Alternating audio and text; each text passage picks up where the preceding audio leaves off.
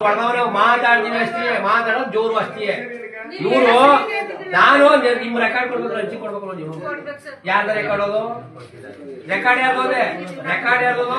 ನಿಮ್ದು. ನಿಮ್ಮನ್ನ ತಗೊಳಕ್ಕೆ ಇವ್ರು ಇಲ್ಲಿ ಕೂತ್ಕೊಂಡ್ಮೇಲೆ ನಾವ್ ಅಂತೀವಪ್ಪ, ನೀವೇ ಹೋಗ ಅಂತೆ ಕೊಡ್ದಾಗ ಸ್ವಲ್ಪ ನನ್ಗೆ ಗೊತ್ತಾ. ಅದಕ್ಕೆ ನೀವು ಸರ್ವರ್ ಇಲ್ಲ ಅಂತ ಎಲ್ಲಾ ಕಡೆಯಿಂದ ತಾಯಿದಾಗ ಲೆಟರ್ ಹೋದ್ರ ಅವ್ರು ಆ ಕಂಪ್ನಿ ಲೆಟರ್ ಬರ್ತಾರೆ.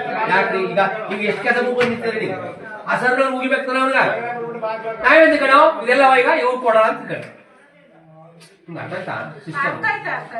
ಇವರು ಸರ್ವರ್ ಇಲ್ಲ ಅಂದ್ರೆ ಅವ್ನು ಮುಗಿದಾಗ ಡಾಟಾ ಎಷ್ಟು ಜನ ಕೆಲಸ ಪಟ್ರೆ ನೀವೆಲ್ಲ ಕೆಲಸ ಕೊಟ್ಟು ಬಂದಿದ್ದೀಲ್ವಾ? ಒಬ್ರಿಗೊಬ್ರು ಜವಾಬ್ದಾರಿ ಇರ್ತದೆ. ನಾನು ಇವ್ರು ಸಂಬಳ ನಂಗೆ ನಿನ್ಗೆ ಏನ್ ಕೊಟ್ಟಿದ್ದಾರೆ ಈಗ? ಅದೇ ಕಾಯ್ಕೊಂಡಿರ್ಬೇಕು ನಾವು. ಯಾಕೆ ಕಾಯ್ಕೊಂಡಿರ್ಬೇಕು ನಾವು? ಅದು ನಮಗಾದ್ರೆ ಏನು ಇಲ್ಲೂ ಮನೆ ನಮಗ ಏನ್ ನಾವು ಮನುಷ್ಯಲ್ವಾ? ನಮ್ಗೆ ಗೌರವ ಇಲ್ವಾ? ಉದ್ದಕ್ಕೂ ಬಿಸಿಲು ನಿಂತಿರಾಗ ಆಯ್ತು ನೆರಳು ಮಾಡಿದಾರ, ಕುರ್ಚಿ ಹಾಕಿದಾರ, ಟೋಕನ್ ನಂಬರ್ ಕೊಟ್ಟಿದಾರ. ಅಲ್ಲ ನಾವೆಲ್ಲ ನಿಂತ್ಕೋಬೇಕು ಅಲ್ಲಿ? ಅಲ್ಲ ಸರ್, ರೈತರು ನಾವ್ಯಾಕೆ ನಿಂತ್ಕೋಬೇಕು ಅಲ್ಲಿ? ಸಾಗ ನೆರಳು ಮಾಡಿ ಬಿಸಿಲು ಯಾಕೆ ನಿಂತ್ಕೋಬೇಕು ನಾವು? ನಾವ್ ನಿಮ್ ಕೇಳಲ್ಲ ಸರ್, ವ್ಯವಸ್ಥೆನೆ ಕೇಳೋದು, MLA ಕೇಳೋದು. ನೀವ್ಯಾಕೆ ನೀವು ಅನ್ಕೊಂಡ್ರಿ?